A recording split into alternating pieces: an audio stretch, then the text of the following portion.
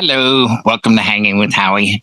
And we don't really have a topic. It's a holiday, and we're just gonna hang out.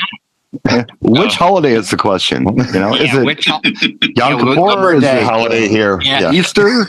You never know when it's going to be broadcast, but anyway, happy Rosh Hashanah. It could be. Yeah, there you go.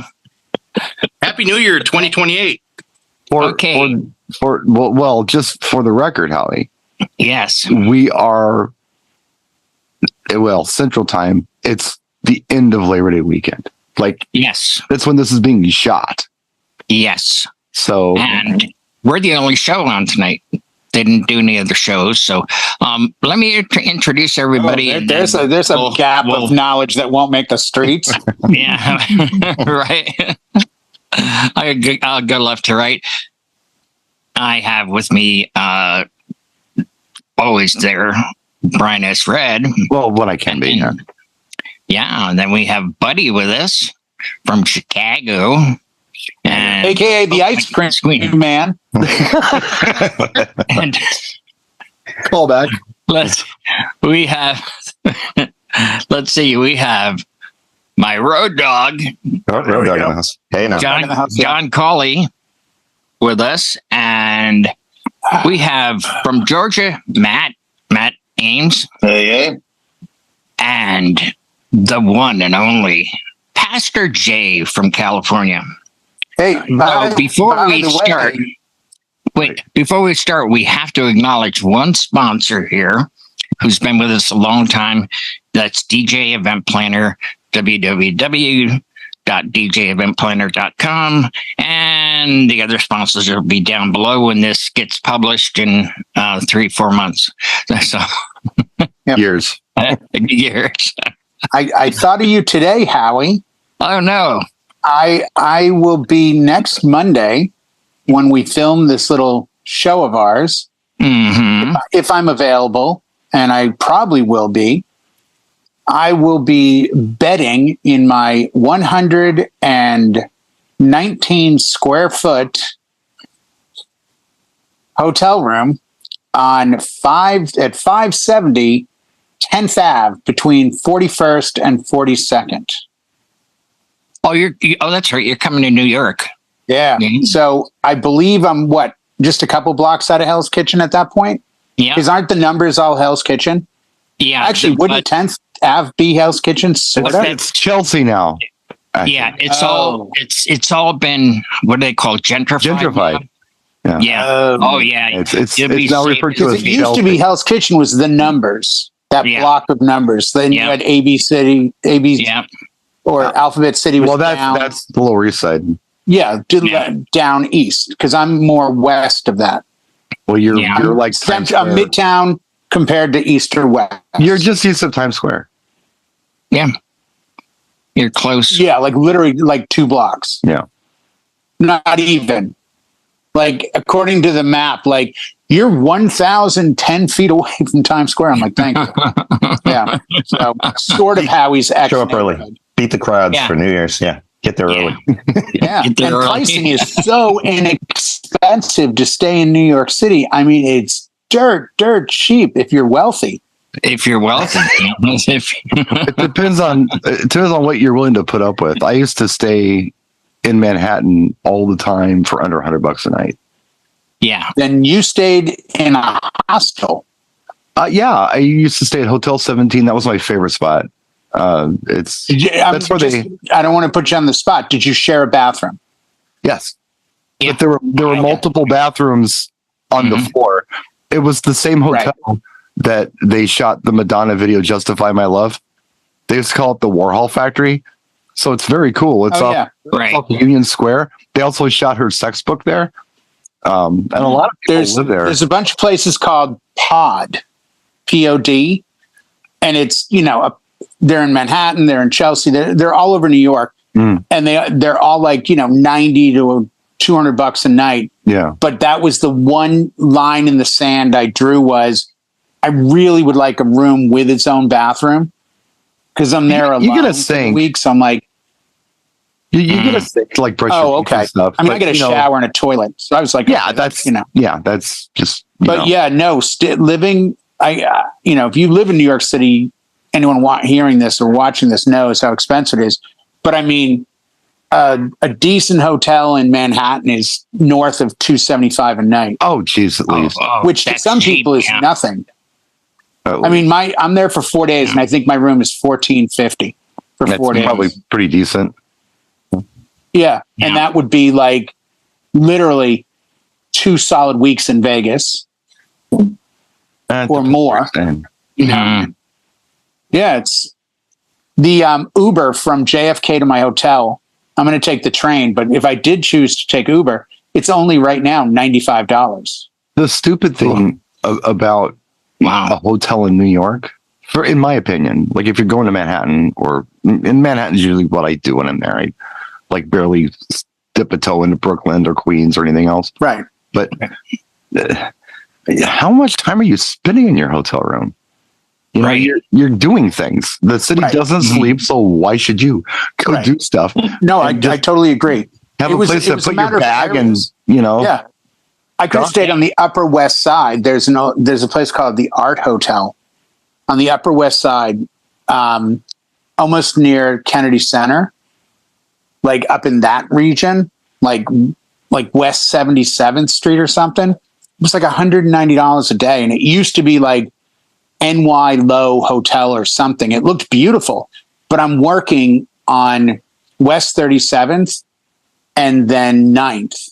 And I'm like, I wanted to do a lot of walking. That's an immense amount of walking versus walking from 10th to 9th and 41st to 37th. It's not much walking. Yeah. It's not much walking. It's all very flat too. I don't think you have any hills to deal with on the island. No. I think it'll be just a simple, because I want to spend time down in the Village. I want to go get pizza down in Little Italy. I want to see Jeffrey.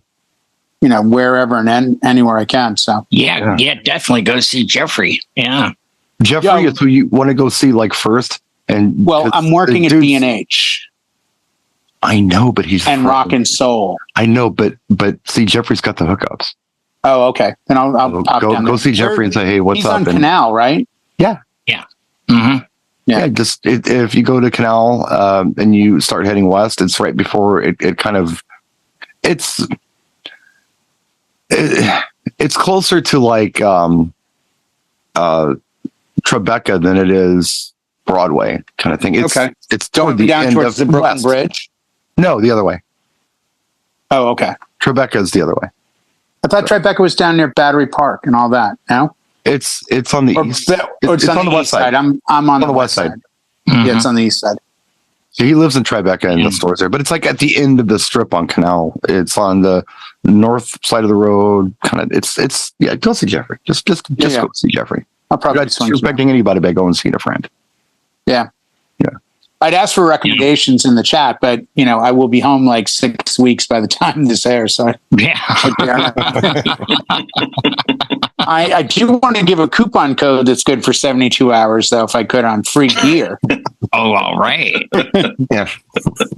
That would go over well. Sounds like everyone had an interesting event over the weekend. And since we're topicless, I'll go very quickly with my bat mitzvah I did on Saturday, where I had 30 screaming girls and I got to DJ for a crowd of 12 and 13 and 14-year-old little girls. It was very eye-opening. Yeah. You know what? I learned something very quickly. Sometimes you just play the bangers. Doesn't matter if it's fast or slow. It doesn't matter if they mix key, BPM. You just play the bangers, and every third song you play Taylor freaking Swift. And they'll be thrilled. I think I played, no exaggeration, it was a 4-hour gig, and dancing started about 15 minutes after they got in the room. And I bet you, I'll look at the history, I bet you I played 25 Taylor Swift songs. What's so weird about Taylor Swift is... I mean, I can't think of one time where anyone has asked for anything specific by Taylor Swift. They just say, play some Taylor Swift. Every song they asked for. And you're like, what? They and they're were like, specific. Anything. It's all good. That's the fun part. Some of it's not danceable, but they want it anyway. The opposite. They don't care. No. These girls The two hits of the night, the three hits of the night, because I had to play one 3 times, was Juke, which, we've all heard that soft piano thing. They sat on the dance floor for all 3 times because they wanted to. They were specific with every single Taylor Swift song. Okay. Moana, the thank you song in Moana, the temperature song from Frozen. So then I followed it with Let It Go, and these girls screamed the words out. It was an eye opener because I've never let a crowd kind of take me down roads as much as I did the other day. Because I kept paying attention what they really did well with. How much Blackpink are you guys rocking at shows? Played like 7 songs by them. Yeah. But that was the thing. And Barbie, anything. The Nicki Minaj Barbie track. Dua Lipa. That's actually a really good song. That dance track. It's fine. It's good to even listen to. But it was interesting. And then I ended the night for the adults with 45 minutes of nothing but Latin. Because the family is Mexican and Jewish. Speaking of Latin, I got a story. And all right. Worked great. Has the headache gone away yet? I told Howie this story before you came in the room. And you'll like this one, Jay. You'll appreciate this one. Okay. This has nothing to do with DJing. So, but just, it kind of does, but it doesn't. So, but I will bring this into music. So we brought the car home from Mom's. We were out there today, and we decided to leave at sunset so we could cruise the car home, Blanca and Luis and I. And we ended up going down Layton Avenue, which is a pretty wide boulevard, just runs east and west, from basically the burbs all the way to the airport and the lake. So we're on this road, and we're at about 30th and Layton. And all these lowriders, like this whole lowrider club just turns on to Layton. It's 40 stuff. It's like 64 Impalas. It's all kinds of stuff. And they all got the name in the back window, right? It's like, oh, cool. Yeah. So we get the green, and I start passing them. And I'm waving at them like, hey, cool car, whatever, And they're all just kind of like, They're not impressed with my little car at all. and I rolled with them a while, and then eventually it was kind of like I was in front of them for a while. I was like the leader of the pack, which I know they didn't appreciate, but I was. and finally, I just did like a burnout and left, and just like show off. But I'm thinking to myself, hold on a minute. What are you looking at me like that for? I'm the only one, A, with a chick in the car, B, with a Latina in the passenger seat, and C, bumping Latin freestyle. Because SiriusXM this weekend is Latin freestyle weekend for Labor Day. So they were playing great tracks, and Blanca just kept saying, turn it up. You need a bigger system in this car, because it was really good. So, wow. Interesting. But yeah. Oh, by the way, Studio 54 Radio called it Latin Freestyle Weekend. Wow. Not just freestyle or Latin hip hop. It was Latin Freestyle Weekend. And they were playing great stuff. Yeah. Really good stuff. And they were mixing in Seduction, and they were mixing in, they played Breakfast Club right on track. That was really cool. They did, of course, they did like Will to Power and Joyce Enriquez and Lena Santiago and all that. But they also did like Mars Pump Up the Volume. I'm sure they did. They did, what was the other one they did that was like, okay, that's cool. Oh, they did Inner City Big Fun. They were playing some house with that too. So it's nice. I mean, they're still doing it right now. If you got XM, turn it on. Not like you guys watching. Like, no, XM probably doesn't exist anymore by the time this damn thing airs. The satellites fell down and crashed in the ocean years ago. But no, by the time this airs, the Alliance has taken over.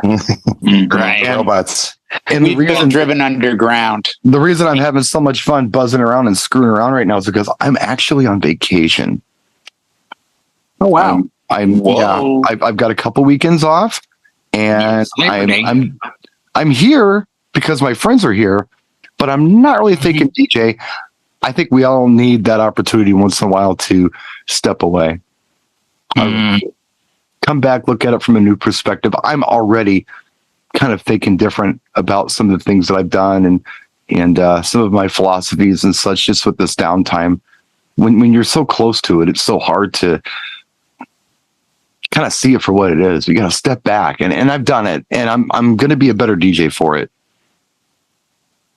So take some time off, guys. Stop working so damn hard, buddy. Sage advice. Matt, Matt sent me Matt sent me a very interesting, thank you, Matt, message today. Can you share that with our millions of viewers? Well, yeah, let me go ahead and pull up the PowerPoint presentation version. No. Oh, dear Lord. I've sent this to quite a few of you as well.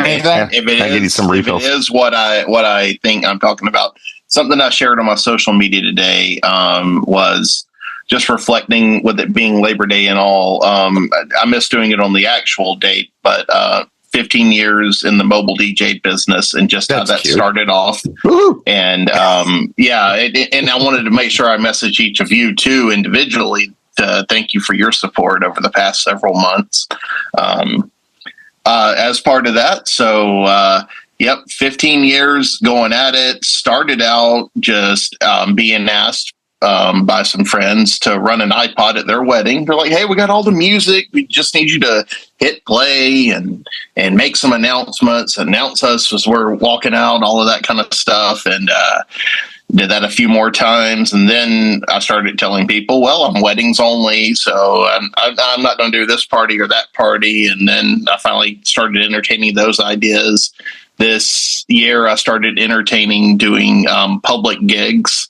So started getting more into the nightlife and things like that. So it's just really blossomed. And the more that I'm willing to try things, the more opportunities that open up as well. So maybe there's some words of wisdom into that. So if there's something, and in my case, it was karaoke, but if there's something that you're getting asked on a fairly consistent basis, if you offer it and you don't, maybe it's time to just either give it a shot or shadow with somebody, and you might have a different consideration seeing it from a hosting perspective, whatever it may be, So there might be something you're not doing that, kind of like Brian was saying, something that you're not doing that you're looking into that you might consider down the road. Very cool. Thank you. Thank you for the message. Yeah, absolutely. And thank you guys. Hey, John, what's up with you? Hey, we had a busy weekend too, but it wasn't music related. We were actually set up. Bill had a situation. His pastor of his church passed away. So for 3 days, we were set up televising the funeral mass to local cable. And he was really a beloved pastor. They estimated somewhere between 4,000 and 5,000 people came through for the wake.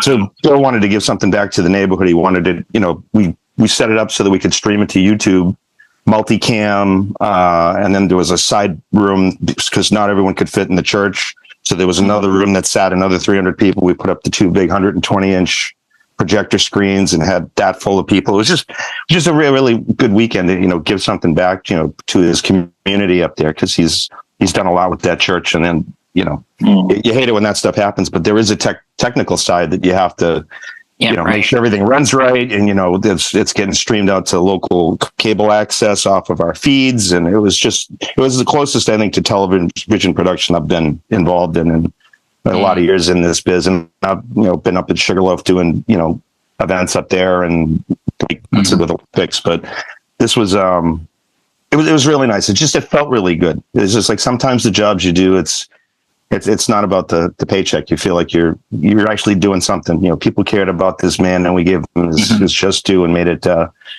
made it a real positive event, and was able to deliver to the community. So that was my Thursday, Friday, Saturday. So that was pretty good. All right. Now you're not going to go to hell either. That's it. I didn't burst into flames. I was happy. I just saw some. Buddy? Oh, I'm sorry. Go ahead. No, I was just going to say, not that the show's topical, because who knows when the hell they're going to see this. Right. But I was just looking at the news, and it's saying a couple things here this is new to me. Gary Wright died today at 80 years old. Dreamweaver. Yep. And also, I got to go back and get this guy's name right because I didn't. Steve Harwell from Smash Mouth died. He was 60 or 56 years old, young guy. Yes. He died yesterday. Oh, we'll see. Yeah. He went into hospice care yesterday. Wow. He died today. Wow. Yeah. All right. Gary Wright Steve Harwell. He had liver issues and congestive heart issues. So now we're going to Buddy for the weather. 2020. Buddy with the weather. R.I.P. Jimmy Buffett too. Let's not leave him out. So that's don't even bring that up. Follow up all the sadness, buddy. All right, bring us home, buddy. Man, I come at the end with all the bad stuff going on. Everyone passing away, man. Sorry to hear. You know, it's always sad when you hear lemonade out of lemons, buddy. Yeah. It's always sad when you hear artists pass away, and it's one of the things that, especially with weddings, you get a lot of people then start requesting those songs.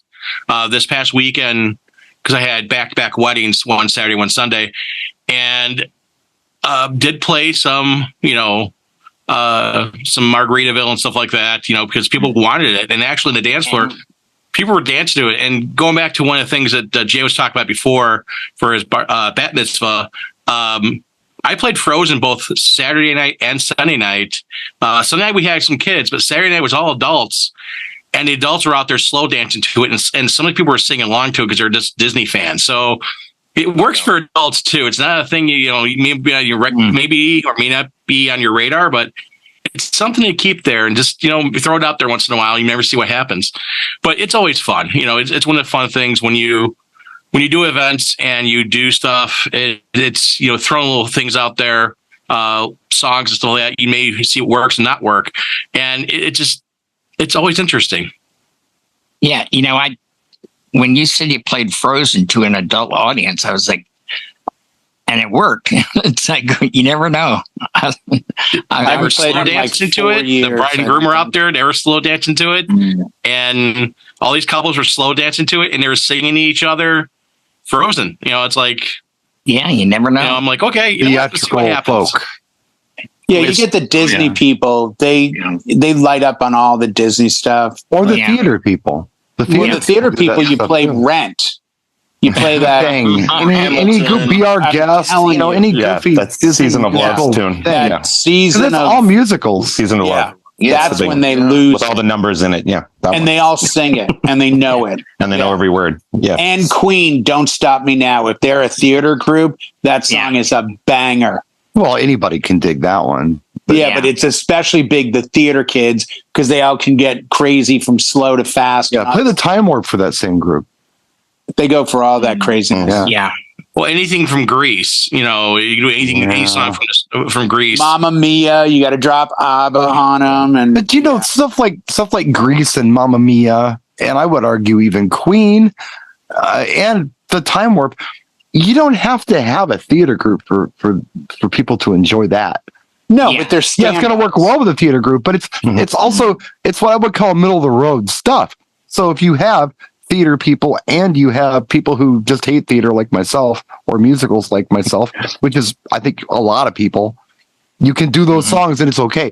But if you go, full on Sound of Music with them, you're going to lose half your crowd. So it's nice to do those middle of the road songs, I think, when you've got those groups where you kind of please everybody. Brian, overstating the machismo in the room by the hatred of musicals over there, Brian. I can't stand them. First you mentioned you got a girl, and now you mention you hate musicals. Musicals going to straight on this game. They make me incredibly uncomfortable. I cannot watch them. Not even the cartoon stuff at the holidays. As soon as they start singing, I'm out. Yeah. It's like a fear thing, or you're just bothered? It's almost an insult to my intelligence. It's like, if you've got something to say, just say it, because they sing it, and the songs they sing aren't good songs. It's not like they wrote a fantastic song to sing in this part. No, it's a crap song. You should have just said it. And if you need when the show ends, Brian will close the door on that mountaintop retreat. I don't like them. They need to fill time. That's why. I will not watch musicals. I got to ask this question. Being a Chicagoan, and of course the Blues Brothers, which is, like a holy grail of movies. It's kind of considered a musical because there are musical numbers in there, but those numbers don't dig the Blues Brothers. I don't dig it. No, it's a little too hokey for me. I can do stuff like, a movie about music, that I can do, but I can't do a musical that I can do. Like cool soundtracks. You like Guardians of the Galaxy, right? You like and that's not a background musical. music, but the stuff is the music. Well, even it's there. I'm thinking about Purple Rain. Of course, Prince is singing in it, but that's not a musical. He's not breaking out in song while he's walking down the street. I wouldn't say Blues Brothers is a musical. There's just musical performances. There are scenes in it where they go see Aretha Franklin. She starts singing. Right. They go see Ray Charles. She starts singing. Yeah. Just whenever anybody just breaks out in song, I hate it. I don't like it. I'd like to ask anyone. I don't know why, and I'm sorry. I just don't like it. Brian, for your next musical DJ performance. The only musical that I can watch change his tune. Honestly, the only musical that I can watch is Rocky Horror, and that's just because when I see the theater, people are making fun of it the whole time. Yeah. That's why I can watch it, because it's being ridiculed. But I couldn't watch it. But it's a weird ridicule. It's like a thing. It's a ridicule that they're part of, not angry at. You know what I mean? Like they're not. Yeah, but I don't mind that as an audience. They're part of the show. They're all in on the joke. Right. The audience is part of the show. It's bad, and it's recognized as bad. Yeah, but they bring a bag of props when the guy says toast and he raises his glass. Yeah, everybody throw toast. Yeah. It's so bad it's good kind of thing. Yeah. I'm fine with that, but I can't take something seriously like the Jersey Boys play. I couldn't see the movie wasn't a musical, so I could watch that, and I liked it, but I couldn't have seen it on Broadway. Just I don't know why. I'm sorry, Jay. Interesting. I know. I just can't do it. And whenever I see somebody watching a musical and they're going, I want to slap them. There's something wrong with that person. Note to self: do not invite Brian over. Closing the door to his mountaintop retreat. A movie night for you. Yeah. Wow. You know what? I held back tonight, just so you know. I held back tonight, Jay. And you'll know that once we go off the air, because I'll tell you how I really feel about some things. Oh, I have no doubts. I'm being kind with this musical thing. Not mincing words, huh? Tune in next week for the full uncut episode. I've been holding back for days on this one. If you've already taken on lowriders, I mean, how much could we go? He wasn't playing West Side Story here. We're going to put a fork in it, and then we're going to hear what Brian really thinks. So, by the way, I have to say, Howie, I read this online just now. Breaking news. Oh no! Brian S. Red to star in Jesus Christ Superstar. Now that is the kind of news that you didn't think you'd get. Yeah, I'm playing Jesus. Yeah. It'll be great. Oh boy. Yeah, as an angry old guy. Yeah, you get to check out early. Get off my lawn. You guys sing. Everybody